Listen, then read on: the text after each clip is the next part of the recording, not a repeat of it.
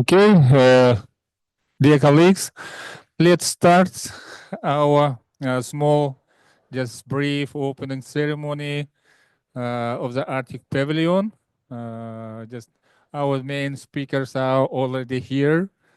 I would like to represent them. Mr. Anurag, Senior Fellow, Vivekananda International Foundation from India. Mr. Haldur Johansson, our business partner and director of the Arctic Portal and Northern Forum Foundation from Iceland. And in online, we have Arseniy Kirgizov-Barsky. He is the assistant to chair of Youth Energy Agency of BRICS and our program and youth coordinator of the Arctic Pavilion. Unfortunately, he was not able to come in person to Baku because of a lot of duties in his office because of new boss came to the office. So, but he is online, and we wait. Maybe we hope that maybe Professor Lassi Heininen from Helsinki University, Finland, will join us online as well. Though I know that Lassi has some, from time to time, some technical problems with Zooms or other platforms, but hope. So just I would like to start our small session with some blessing, as we like to do in Yakutia, because I'm Sakhaman. I have to follow our traditions, and I will speak a little bit in my mother tongue to have some to uh, uh, to demonstrate that our Arctic Pavilion is starting its work successfully, and our speakers and our participants are coming, and we have a almost full program for all days, almost for all days of the conference, COP29. So just very short, just a little bit traditional words to start this. Күндү доғотторум биһиги бу бүгүн сахалы өбүгөлөр бит суолларын батыхан Артикага анаммыт улуу андойдутагы колбоһуктаах нациялар терилтелерин конференциятыгар климакканала конференциятыгар арчический павильон диэн ахан үлебитин сагалаан эребит үлебит барыта этеңге буоллун онна бу келбит онна келиэхтээх бары кыттыылаахтар бытын биһиги уруйдуубут айхаллыыбыт онна бары жолу соргуну багарабыт ситиһилээх үлэни барыта табыллан истин барыта чугай буоллун доробиягат көнө буоллун барыта санаабыппы курдук табыллан туолан истин онна туохпар бу манна кепсетер кепсетиилер бит ситиһиилере улааттан биһиги себэспи кеңээн истин доҕотторбут элбээн истинер Dome. Dome. Dome. It's very brief, just greetings and blessing words in order to have very successful events in our Arctic Pavilion. And I wished you the strong health and very strong spirit, energy, and to widen our network of our friends and partners all over the world. So just and many interesting meetings and successful successful discussions, negotiations, agreements, etc. So just let's start our opening ceremony, and we would like to have some talks about unfreezing Arctic cooperation in coming years. We know that political situation in the world is changing right now.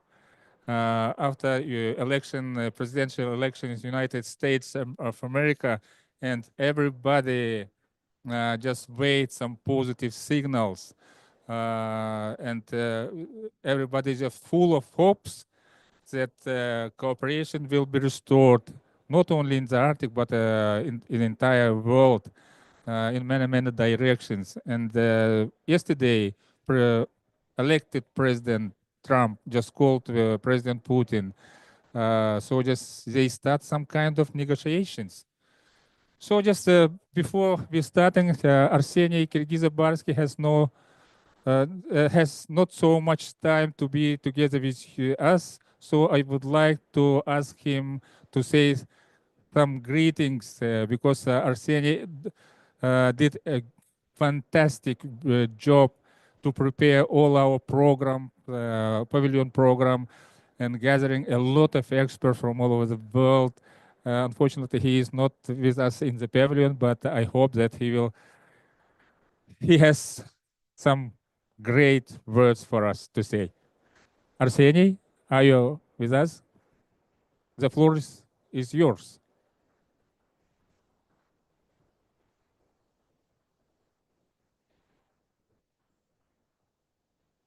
Arseniy, can you hear us? Что, нету? А? У него микрофон выключен. Okay. Hope that Arseniy will join us shortly to say something, some very nice words. And let's give the floor to Haldur Johansson. And what do you think about this present situation in the Arctic, and what's your vision in coming years, in coming months even? It would be very interesting. Thank you, Vladimir. Well, first of all, it's a pleasure to be here, and I'm very happy that the Northern Forum was able to arrange for having the pavilion, and I hope that it will be a start of active collaboration and active outreach on behalf of the Northern Forum.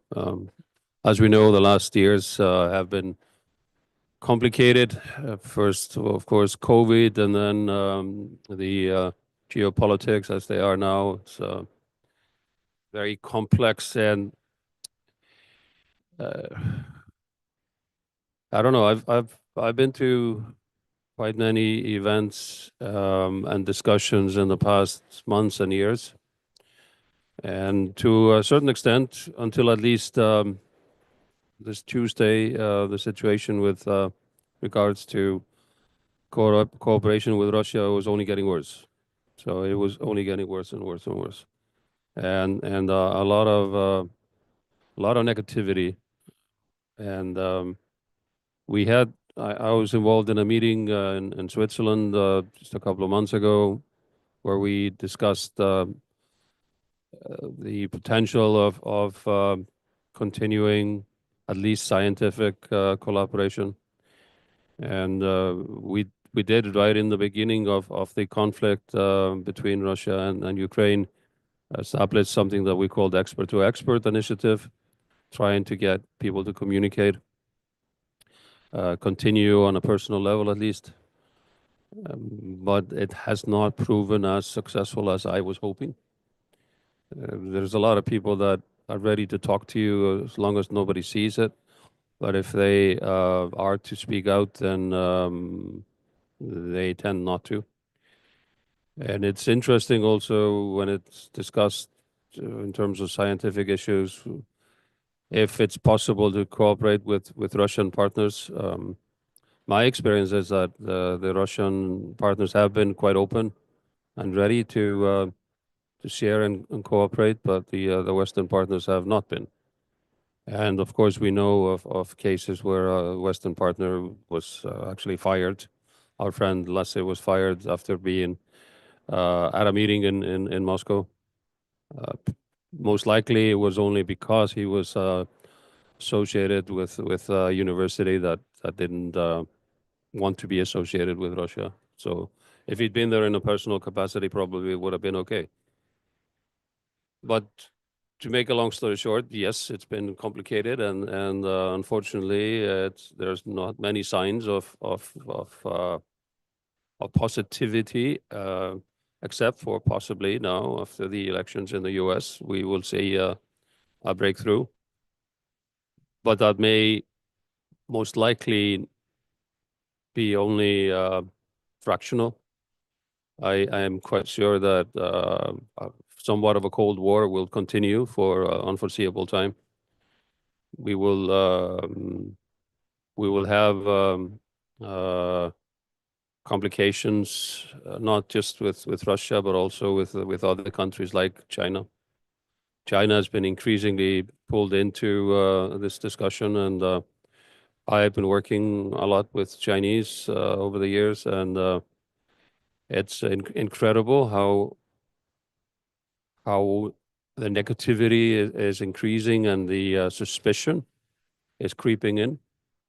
We had a delegation to Iceland recently from the U.S. Raising concerns about potential spying in the research station of China in Iceland.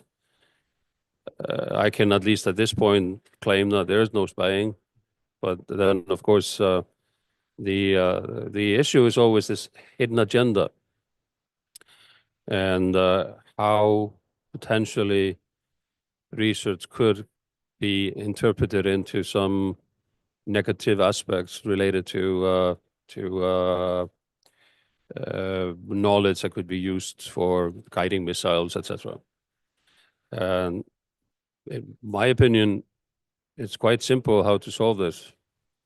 It's that we must work together and closely together. So if we can do that and increase the collaboration, we will break down the barriers of these nuances that are largely because we don't understand each other or we don't know each other. We have different cultures. We may look different, etc. And I often come back to the story when the Shulong, the Chinese icebreaker, came to Iceland 12 years ago.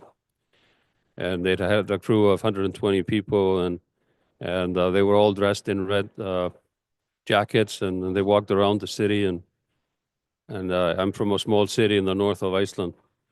And afterwards, a lot of people came up to me and said, "You know, Halldór, those friends of yours from China, they were actually quite nice.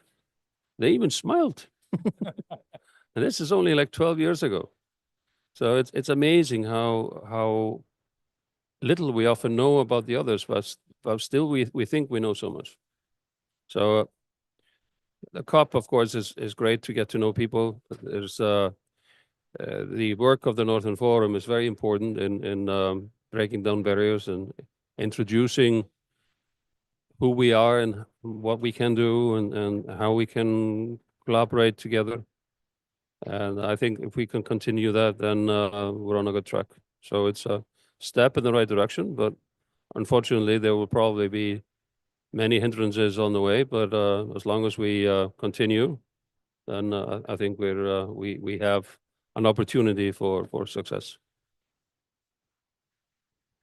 Thank you, Halldór. But I have a question. What do you think about this Arctic Council future? Whether the Arctic states will be ready to work with Russia, for example, and China next year, maybe just we wait just full revitalizing of the Arctic Council activities. But what do you think about the present situation? That's another complicated question. Currently, we have Norway leading the Arctic Council, and Norway is probably the most open-minded country of the 8 at the moment.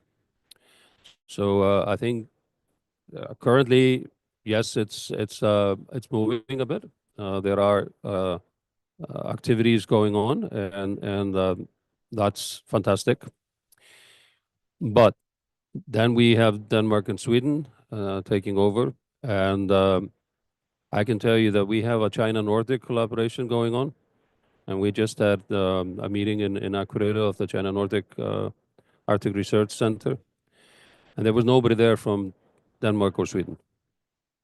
So to answer your question, I'm not terribly optimistic because of the negative attitudes of some of the countries. Not everybody, of course, but the indication is that there's no reason for too much optimism when Denmark takes over.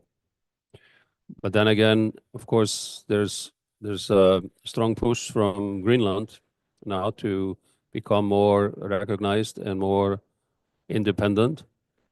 And I think in that context, Denmark will need to activate the Arctic Council work because there's so much importance related to Greenland in terms of resources, in terms of indigenous people, rights, etc., and of course climate change, and to consider utilization of resources in Greenland, I think it will require trans-Arctic shipping. And that will again put importance on the collaboration with Russia. So money makes the world go around, and so with the economic potential becoming stronger and stronger, I think there will be a political force to again strengthen the Arctic Council. So I don't think anybody wants to stop the function of the Arctic Council. The only question is how the activity can be continued. And again, I think because of economic interests, there will be a push to rekindle the collaboration. It will be forced to do that, despite NATO concerns, etc. Yeah, thank you, Haldur. Of course, just be just full of hopes on revitalizing of the Arctic Council activities in full scale. Arseny, you are ready or not yet? He didn't read my messages, so just I would like to give a floor to Mr. Anurag Bisen from India. He is one of the main authors of Arctic strategy of this huge country. And the Northern Forum and India are observers of the Arctic Council. We have the same status. We are a very small organization, but so huge country.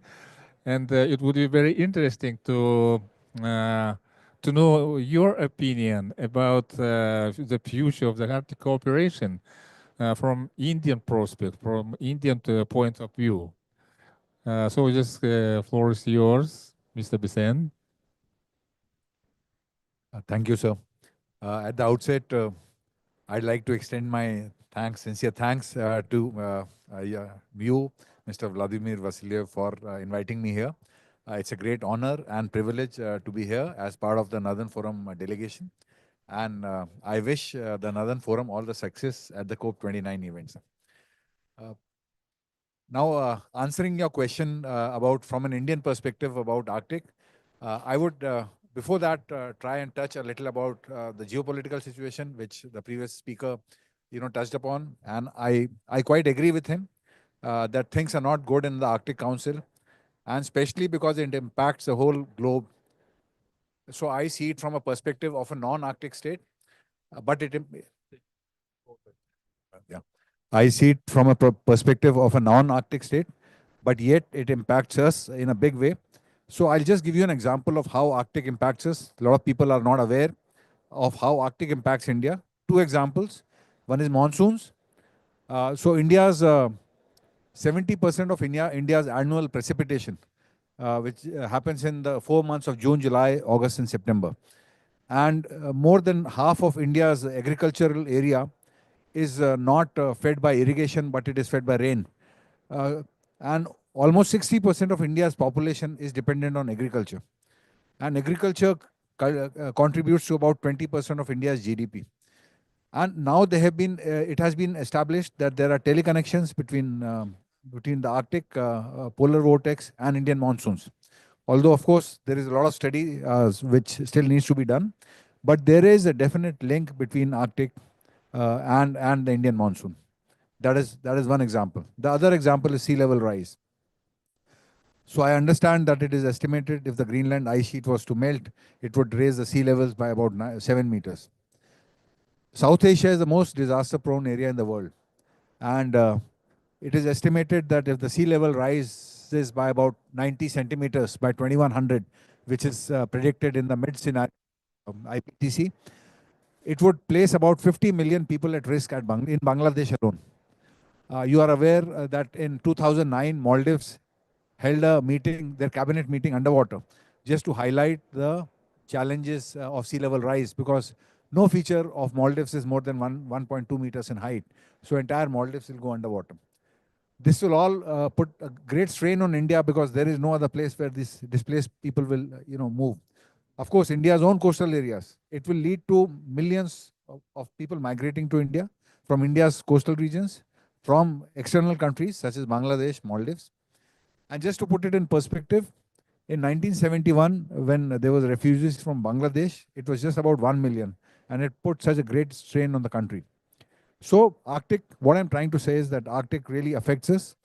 And that is the reason why Government of India came out with an Arctic policy in 2022.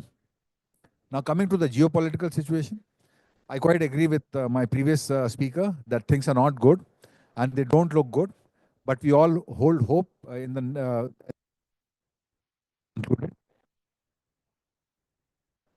I would just like to highlight that how Arctic, after 2.5 years, they have found that because of absence of Russian data, since the data from Russian interact stations has been excluded since 2022, they now find biases in climate change studies, and they don't know whether it is because of absence of Russian data or because of biases in climate change itself.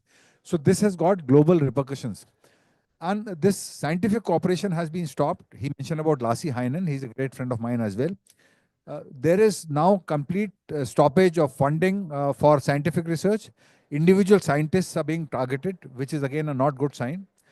2/3 of permafrost is in Russia, in the Arctic. How can you ignore Russia in the Arctic? You cannot have that situation where Russia is ignored in the Arctic.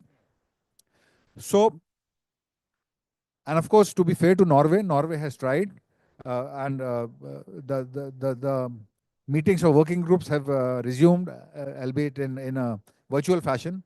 But senior Arctic officials meetings are yet to be, and then there is Denmark and Sweden. So we don't have a very good prognosis as to how how it is going to look like. But the future looks bleak. So that probably, in my opinion, again, it's a personal opinion, there could be 4 scenarios of the Arctic Council. One is status quo, business as usual, where nothing is happening. Other could be tailored, functioning of the council depending on the issues which it's facing. Then another one could be modify, and the last one could be expand. So, I mean, as an Indian, I would really like the Arctic Council to be expanded, because it affects the whole globe, the whole planet. And that is probably what will bring us to the next session, which we're having on BRICS. Because even from Russia's point of view, if Russia is excluded, wherein it has more of Arctic in terms of population, mineral resources, coastline, it really cannot be left out of the governance of the Arctic. And I think it is natural for Russia to try and create a parallel governance mechanism. And we will talk about that in the next session when we speak about BRICS. So these are few of my thoughts on the future of Arctic Council and the Arctic really. And Arctic has, I would like to also point out one point, that Arctic has always been a zone of cooperation, even at the height of Cold War. International Space Station and Arctic were two areas where United States and Soviet Union, then they collaborated. But sadly, that cooperation is no longer there. And I think we need to restore that cooperation. At least the scientific cooperation must be restored. There is a treaty between 8 Arctic Council countries for scientific enhancement of scientific cooperation, and I think that treaty should be implemented in letter and spirit for the benefit of the whole mankind. Thank you, sir. Yeah, thank you, Mr. Vicent, for very detailed and very good information. And because just Arseny has not so much time, Arseny, just he is ready. Arseny, can you? Yes, hello. Can you hear me? Can you hear me? I can hear you. Can you hear me? Huh? Can you hear me? Okay, Arseny, you can give his floor is yours. Yes, wonderful. Wonderful. Can you hear me?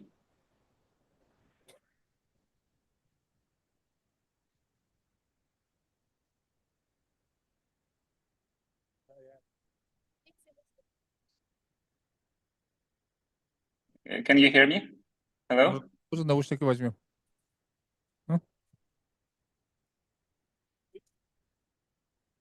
Пуговка отлетела.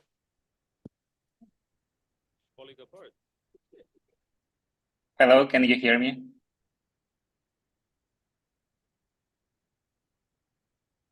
Hello? Так. Hello, can you hear me?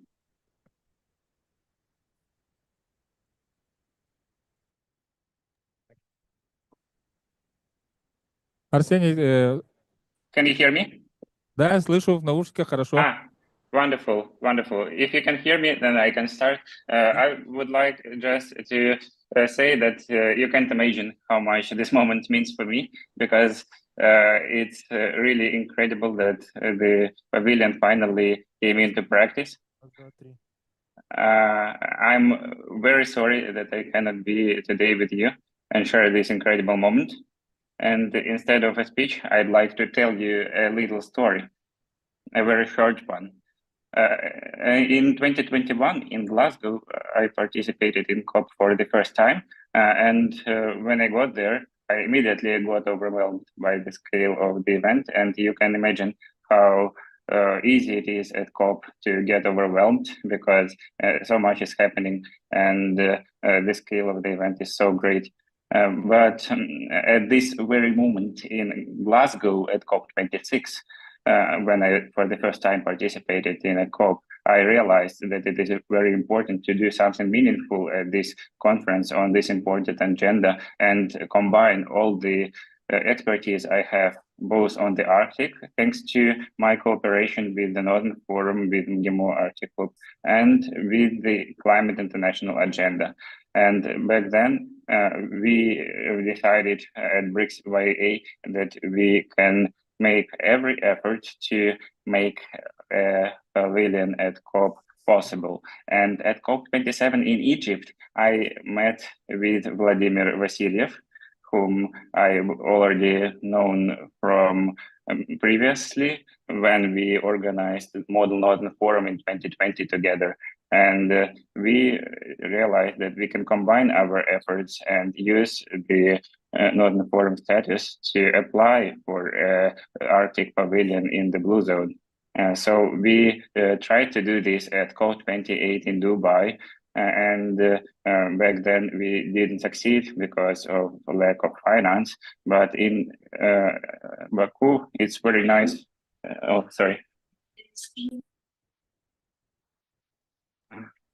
Yes, in Baku, it's very nice to have this very important venue for open for the public, for everyone interested in the Arctic. And it's really nice to have the Arctic Pavilion for the first time in the COP history, because at COP26, I remember there was no Arctic venue. There was only, like connected to the Arctic, there was only a Tuvalu Pavilion, which was displaying polar bears and penguins committing suicide. And also there was a huge glacier just outside the venue, which was melting, just showing the scale of the problem of climate change. Sorry?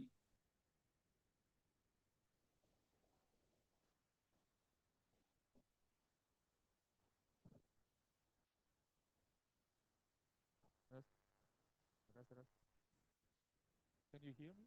Can you hear? Yes, Arseny is a very busy guy now. He works also in the Russian embassy in Norway, in Oslo, and former senior Arctic official, Russian senior Arctic official, Mr. Nikolai Korchinov, now new ambassador in Norway, and Arseny is the only staff for protocol.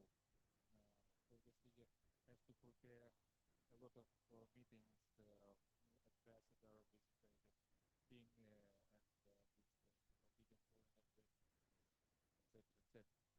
So let's continue just our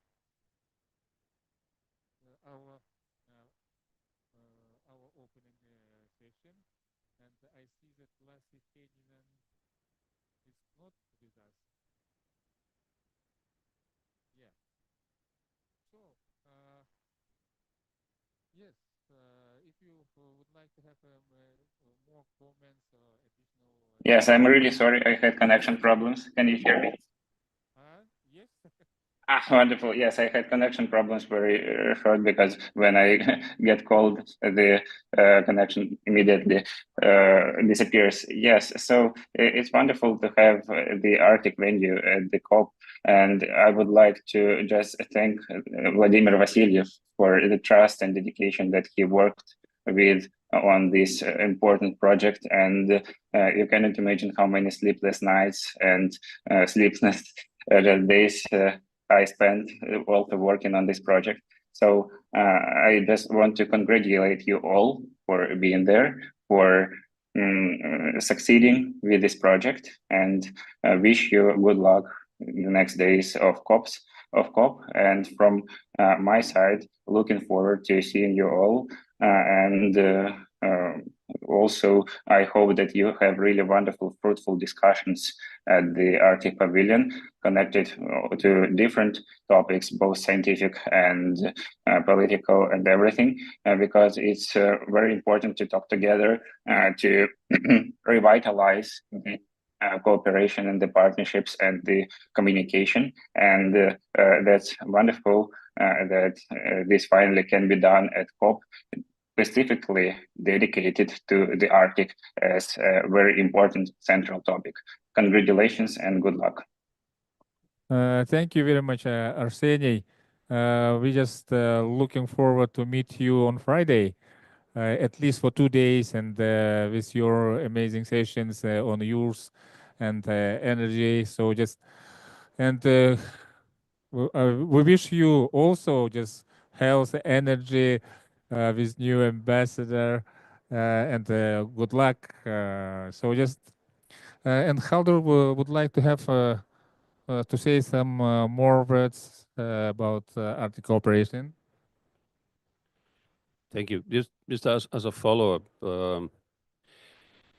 one of the complicated parts, or probably a key component in collaboration, is financing.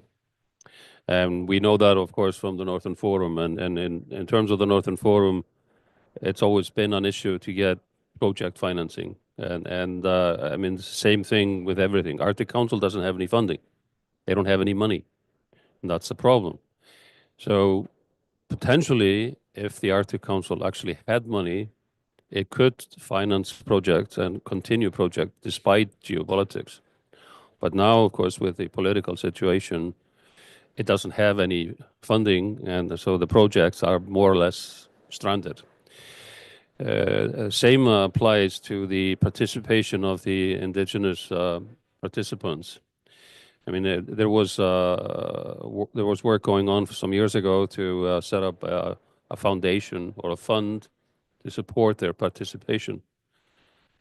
It didn't get any support, so the same situation.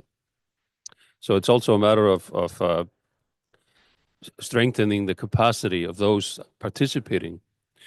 You know, the secretariats are very small. Two of them are in Iceland now. CAF and PAIM are both located in Iceland. And the key staff is funded from the environmental institution or environmental ministry in Iceland, in this case. SEON, which is, in my opinion, probably one of the most important components of the Arctic Council, sustaining Arctic observation networks. It's all about linking the knowledge together, basically.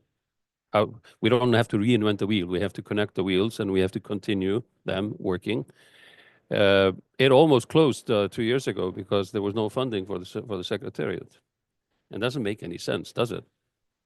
I mean, we need to have strong, continuous funding to be able to connect the knowledge and increase the knowledge and interpret the knowledge so that we can use it for responsible governance. But we don't. Even today, we don't. And it's not because of Ukraine, Russia. It's much, much deeper and longer than that. And we have had a hard time also connecting the observer states. When you look at now the interest to the Arctic, we have more than half of the population in the world included in the work of the Arctic Council. But it doesn't show enough. And I think that's the biggest problem, is like, how do we solve the financial situation so that we can maintain good quality work no matter what? That's the biggest thing. That's where the Northern Forum can play a role. And that's where my dream was, that the Northern Forum Foundation that we set up in Iceland actually could work as a vehicle for that. We have still to become successful in getting the funding in. Maybe we could do more. We can help activate the youth. We can activate some of the smaller groups, organizations that need to be heard and should be involved. But it's still to be become successful. But I still hope that, and I believe it can be successful. Yes, this funding is a very serious problem for all of us. And I would like to thank Andrei Milichenko Foundations. They supported us a lot and provided funding for our Northern Sustainable Development Forum in Yakut City in September. And they fully funded our Arctic Pavilion at COP29. It's a great support, and we would like to continue this very fruitful cooperation. And their team is already here in Baku, and we hope that we will meet in these days and continue our negotiations, our discussions about future cooperations. How we could do could do real projects to support Arctic cooperation. So just we would like to attract interest of big companies, big foundations. And for example, just Sasakawa Peace Foundation from Japan is very positive to us. Xuan Yuan International Corporation from China also. But they would like to see some also effect for businesses. So just and we agreed to continue our work abroad in Asian continent to organizing some international events on different topics. So just next year we plan something. It's could be just good surprise for all of us there. Mr. Bisen, you would like to add something? Thank you, sir. So I had a small observation on his observation regarding financing. And you're right that Arctic Council has no funding. But the rules of Arctic Council actually do not permit observers to have more than 50% funding for any project. And I'm sure that Asian observers, so again, I'd like to give here an example of India. India would like to do research in monsoons, how Arctic and monsoons. But for any research, I think as per the rules of the Arctic Council, it has to partner with a Arctic Council country, and the project cost cannot be more than 50% by an observer country. So I think if the observers are permitted, I'm sure China, Japan, South Korea, they do not have any dearth of funding, and they could provide more funding to research projects in the Arctic Council. But we will have to probably look at amending the Charter of Arctic Council itself for the observers to have more than 50% share in any research project, and also for the observers maybe to conduct research among themselves as well. So, and so these are some things which could be actually probably implemented and in the Arctic Council. So that was my observation. Thank you. Yeah, thank you, Mr. Bisen. It's very interesting observations. We are just observers, but we doesn't work with each other. Perhaps it could be a good idea to organize something observers events in maybe in India, maybe in China, or just other observer countries to discuss what we can do all together for the Arctic cooperations, how we can support the Arctic Council and its activities maybe. And if we will say about some kind of funding, we have the Northern Forum Foundation in Iceland. It's not in Russia. It's abroad in Western countries. So just perhaps we can use this capacity to collect money in this foundation and finance our joint projects maybe.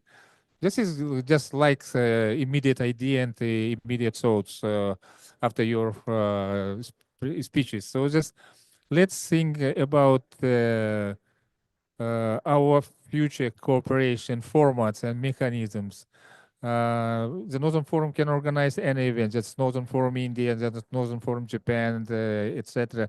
So to find out what we can do together in the Arctic. Of course, just Arctic states can have some opposite opinion, maybe.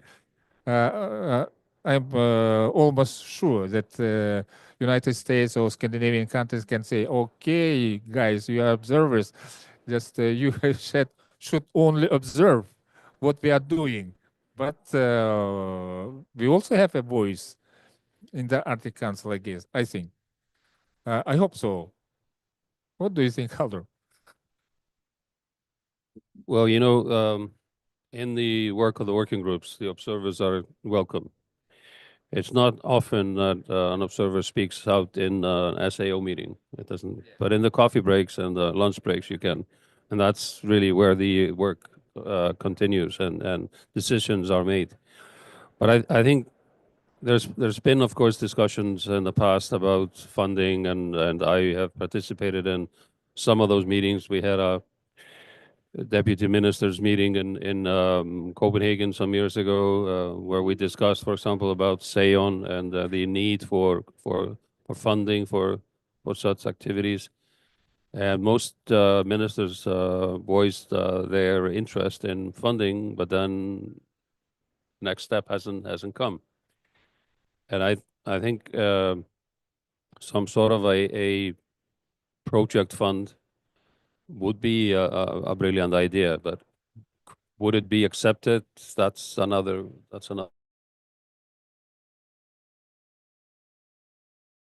Jointly do something like that. I mean, that was the idea behind the funding for the permanent participants, that most of the funding would actually come from the observers. But in that case, they went too high. They estimated that the observers would pay substantial amount of money up front. But that, of course, has to then go through the parliament in each country, and it's much more complicated. But like more limited funding still would contribute to a lot. And in the project funding, you need to have 2 Arctic Council countries as leaders, and then you can have observer states also involved, of course. And the funding can come from observer states, and that's what we've seen in the past in projects. Small money always, but and it's ad hoc, so it's not long term. It's not like a 5-year or 10-year project. It's like 1 year at a time, which also makes it complicated. But I think your idea of involving private and public funding is very important. But the Arctic Council has had complications when it comes to anything related to financing. Arctic Economic Council is still not a full partner to the Arctic Council.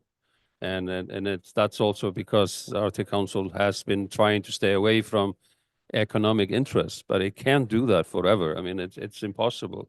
You have Arctic shipping, you have Arctic resources. We know that the Arctic is host to about 30% of the unused resources of the globe. And it's not a matter of if, but when it's going to be utilized, because the world cannot continue without it. We know that. But we don't have a business plan for the Arctic. We don't even have a global business plan. Like, how can we actually utilize the things in a good way? We have this COP now, and yes, we're talking about how to reduce the carbon footprint. At the same time, the investment into military is exceeding anything before. And that's not even calculated in the footprint. So, I mean, how can we be so naive? Sorry. We are really naive, mankind, in many ways. It's I don't know. I can agree with you that we are naive mankind. So maybe from time to time we are looks like we're very stupid. Thinking about this mitigation of climate change consequences, but at the same time to rise wars in many parts of the world. Just bring a lot of yes, military equipment, etc., etc. So just yeah. So just we have a little bit time. Perhaps you have some questions to speakers or not, or comments. Irina. Thank you so much. My question is, what do you think about BRICS? Maybe as a platform, additional platform, or I don't think alternative, but at least additional platform for strengthening cooperation in the Arctic. So what Arctic countries think about this option? Maybe it can help to make Arctic Council more effective, because now we are really strengthening cooperation in the framework of BRICS.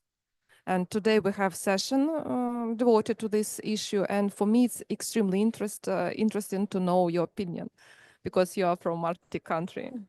Thank you.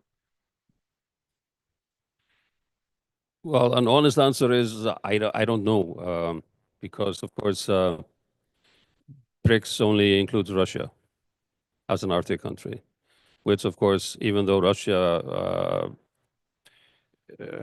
holds some 45% probably of the Arctic region,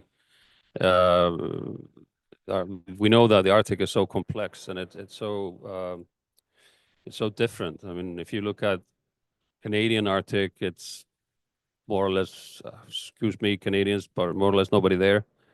We look at Alaska, of course, Alaska has a lot of resources, but they are now in a dilemma because the resources are coming to an end.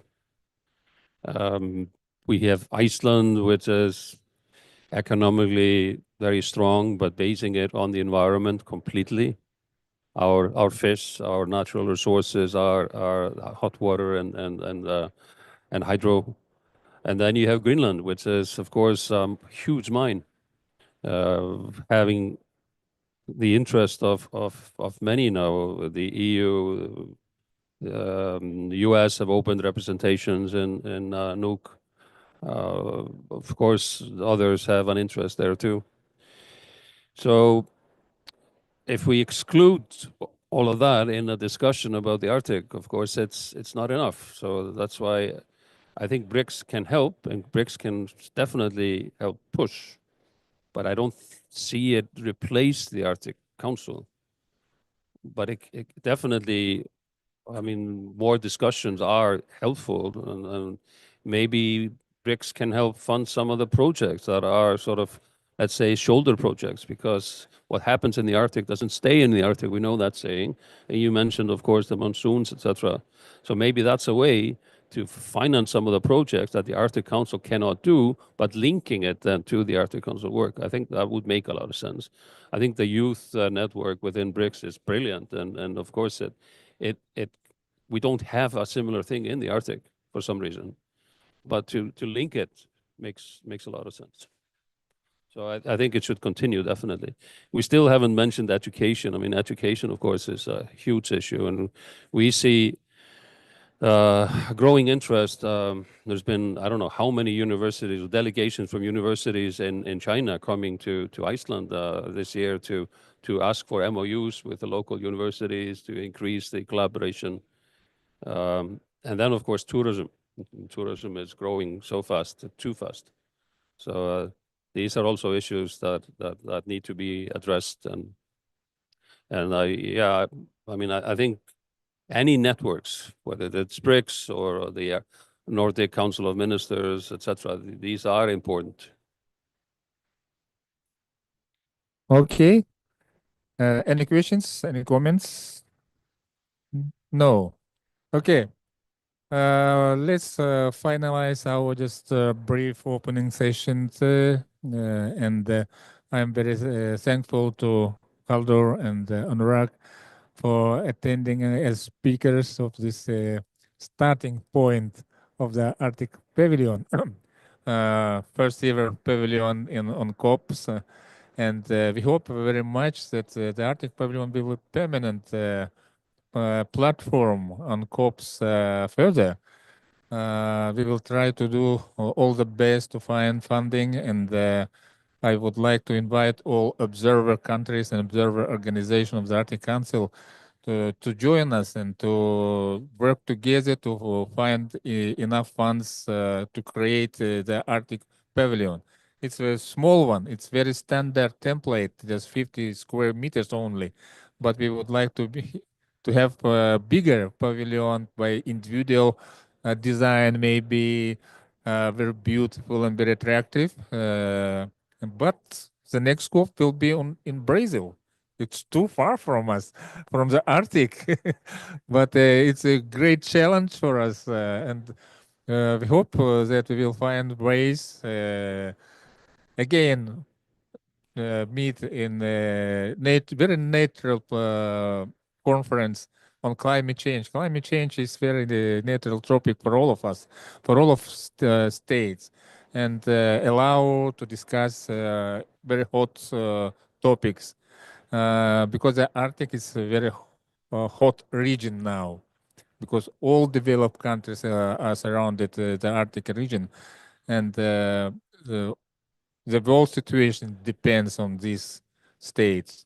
So if we will have a consensus between the Arctic states, then the planet will be alive for a long, long time. But if the military conflict will start in the Arctic, we will lose a lot of things. So just let's work together. Let's do something positive, do something real in different level, on different level, using different mechanism formats. So just try to help to find solution for big countries, being just small international organization. Okay, thank you.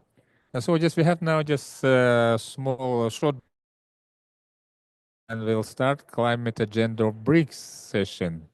Irina, it's pavilion is yours for coming 2 hours. And after your session, just Indian youth will come to our pavilion.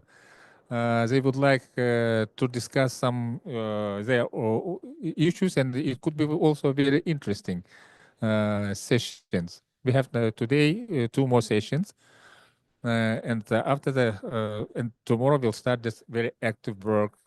A lot of sessions will be here in our.